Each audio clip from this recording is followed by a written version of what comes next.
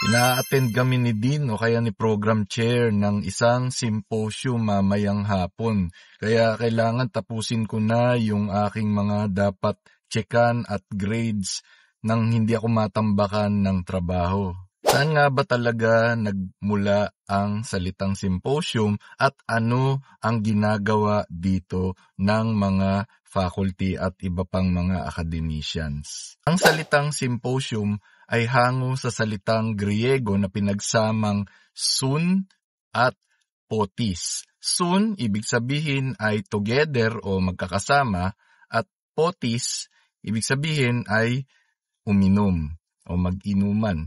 So ngayon, pag pinagsama yun, sun potis o sum potis, ibig sabihin ay drinking together o iinom tayo ng sabay.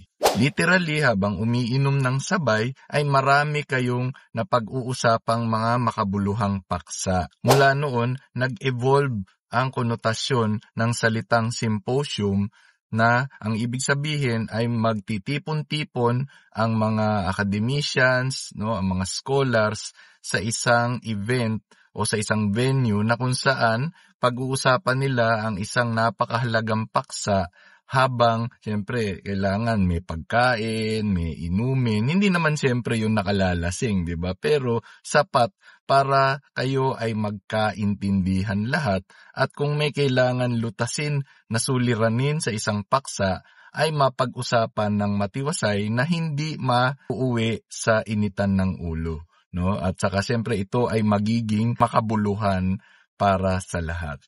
Normally sa isang symposium ay may mga tao na ilang bilang, kung halimbawa may host, merong mga magpe-present at merong mga audience na kung saan sila ay magtatanong, pagkatapos mag-present nung author ay magkakaroon ng open forum na or malayang talakayan na kung saan siyempre maaari silang magkasundo, magkaroon ng mga suhestyon, at after that magkakaroon ng socializing. Siyempre, yun nga, mag-uusap-usap, o halimbawa, anong magandang topic, na pwedeng pag-usapan sa iba pang mga pagkakataon.